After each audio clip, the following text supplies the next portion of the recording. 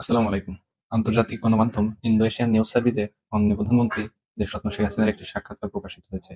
সেই সাক্ষাৎকারে সাংবাদিক জানতে চেয়েছিলেন যে সাবেক প্রধানমন্ত্রী এবং বিএনপি চেয়ারপারসন খালেদা জিয়া যে চিকিৎসাধীন আছেন এবং তার স্বাস্থ্যের অবস্থা খারাপ, এ বিষয়ে আপনার মতামত কি?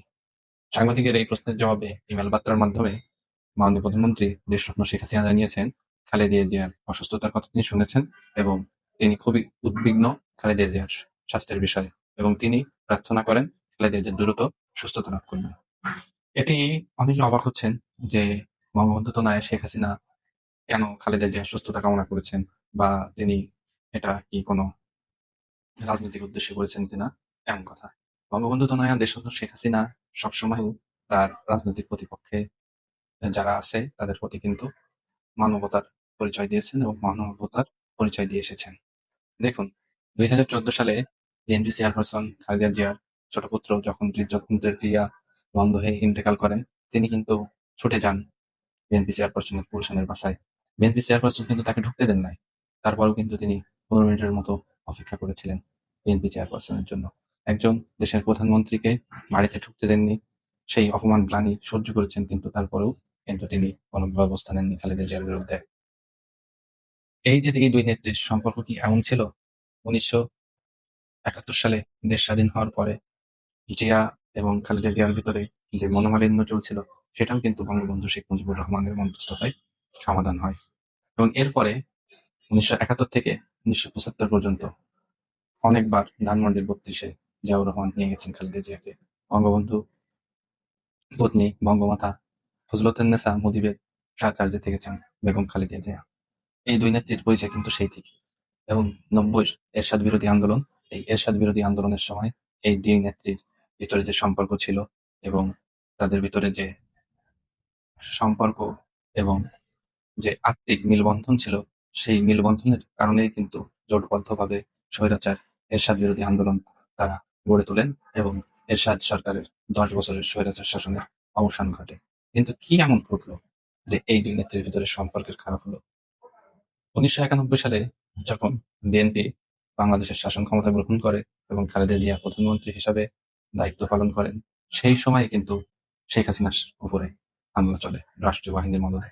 ঈশ্বরদীতে এক জনসভা শেষে যখন ঈশ্বরদীতে ট্রেনের ইঞ্জিন পরিবর্তন করা হয়, ওই ট্রেনে যখন জননেত্রী শেখ হাসিনা ছিলেন, তখন বিএনপির এবং তার সহযোগী দলের নেতাকর্মীরা তৎকালীন বিরোধী দলীয় নেত্রী দেশরত্ন শেখ হাসিনাকে হত্যার জন্য ট্রেনে গুলি চালায়।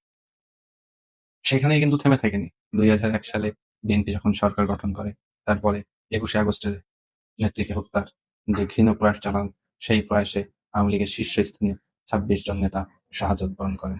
এবং এই গ্রেনেড হামলাকে কটাক্ষ করে সংসদে দাঁড়িয়ে কিন্তু বিএনপি চেয়ারপারসন, সাবেক প্রধানমন্ত্রী, তৎকালীন প্রধানমন্ত্রী খালেদা জিয়া বলেছিলেন, শেখ হাসিনা নিজেই গ্রেনেড নাকি তার ভ্যানিটি ব্যাগে করে নিয়ে গেছেন।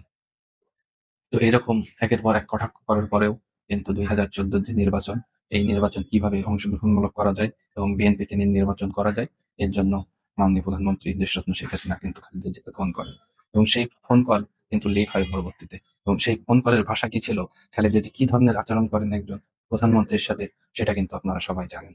এরপরেও যখন খালেদা জিয়ার ছোট পুত্র কোকো হৃদযন্ত্রের ক্রিয়া বন্ধ হয়ে ইন্তেকাল করেন, তখন কিন্তু সমবেদনা জানাতে ছুটে গেছিলেন আমাদের প্রধানমন্ত্রী শেখ হাসিনা, কিন্তু তাকে বাড়িতে ঢুকতে দেন নাই।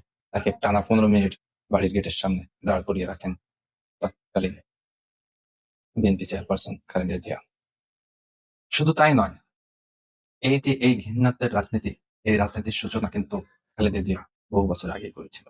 জিয়াউর রহমানের বিরুদ্ধে অভিযোগ আছে জাতির পিতা বঙ্গবন্ধু শেখ মুজিবুর রহমানের হত্যার ষড়যন্ত্রের সাথে তিনি প্রত্যক্ষভাবে জড়িত এবং মাস্টার মাইন্ডের ভিতর তিনি অন্যতম। সেই বিতর্ক বাদই দিলাম। কিন্তু 1975 সালের 15ই আগস্ট যে জাতির পিতাকে সপরিবারে হত্যা করা হয়, সেই দিনটিতে 1991 সালে খালেদা জিয়া ক্ষমতায় আসার পর হতে তিনি নিজের জন্মদিন পালন করেন। এই যে এই ঘৃণার বার্তা এবং বাংলাদেশের রাজনীতিতে যে হিংসাত্মক ধারা, এটার সূচনা কিন্তু বেগম খালেদা জিয়ার হাত থেকে, হাত ধরে সূচনা হয়েছিল। শেখ হাসিনার সরকারের সময় দুর্নীতির মামলায় বেগম খালেদা জিয়াকে জেলে যেতে হয়েছে, কিন্তু তার শারীরিক অবস্থা যখন খারাপ, তখন কিন্তু তিনি তাকে, মাননীয় প্রধানমন্ত্রী তাকে বাড়িতে থেকে চিকিৎসার অনুমতি দিয়েছেন এবং তাকে কিন্তু মুক্তির ব্যবস্থা করে দিয়েছিলেন। কিন্তু তিনি যে কাজ করেছে এটা যদি আমার আপনার সাথে হতো এবং কাগজ আমরা 1994 সালে ঈশ্বরদীতে গুলি এবং আমাদের পরিবারের যখন কেউ মারা যায় সেই দিনটিতে ইচ্ছাকৃতভাবে নিজের ভুয়া জন্মদিন পালন করা, এগুলো কি আমরা ক্ষমা করতে পারতাম? কিন্তু তারপরেও কিন্তু বঙ্গবন্ধু তনয়া দেশরত্ন শেখ হাসিনা তার উদার মনের এবং মহানুভবতার পরিচয় দিয়েছেন। বারবার খালেদা জিয়ার পাশে নিয়ে বাংলাদেশের মানুষের জন্য একসাথে কাজ করার চেষ্টা করেছেন। কিন্তু বরাবরের মতোই তিনি তার হিংসাত্মক এবং অহংবোধ থেকে দেশরত্ন শেখ হাসিনার সাথে কি ধরনের ব্যবহার করেছেন তা আপনাদের সবারই জানা। আজ যখন বেগম খালেদা জিয়া একটু পথযাত্রী বা লাইফ সাপোর্টের ডিপ্লোমায় আছেন, ক্লিনিক্যালি এক রকমের ডেট, সেই অবস্থায় কিন্তু বঙ্গবন্ধু তনয়া দেশরত্ন শেখ হাসিনা খালেদা জিয়ার আরোগ্য কামনা করছেন এবং তার সুস্থতার জন্য দোয়া করছেন।